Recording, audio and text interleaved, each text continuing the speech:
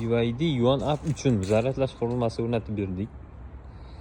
7 kilovatlik, lekin 7 kilovat degan bilan bu 7 kilovat bermaydi. 6 maksimal 6.2, 6.3 beradi. Hop, Yuan Up'larda batareykasi 60 kilovatli bo'ladi. 6 kilovatdan bersa 10 soat to'ladi, 5.7 dan bersa 10,5-11 soatga boradi. Bularda porti mana old tarafida bo'ladi, ikkita.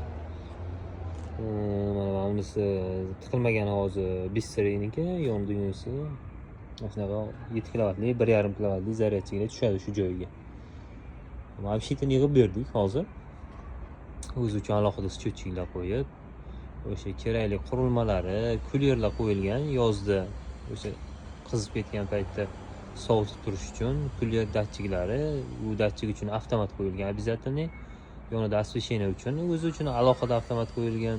Modulniy rozеtka uchun avtomat, utechkadan ishlash uchun uzoq qo'yilgan.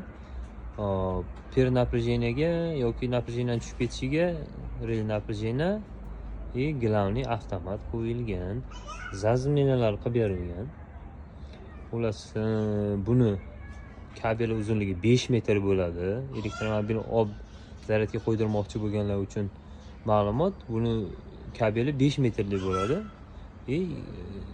Uzaytirish ham mumkin buni.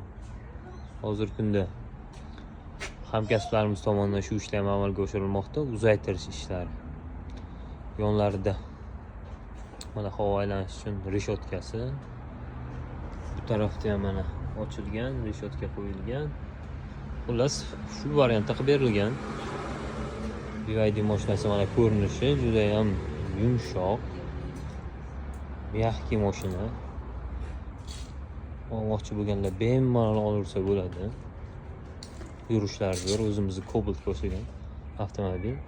O'tgan zaryadkasi mana 509 kilovat o'tdi. Yomon emas, yaxshi. Bu tepadan alohida tortib kelingan o'zi uchun. Kimga shunaqa xizmatlar kerak bo'lsa aloqaga chiqib qo'yasiz, shunaqa chat qilib beramiz, sog' bo'ling, salomat bo'ling.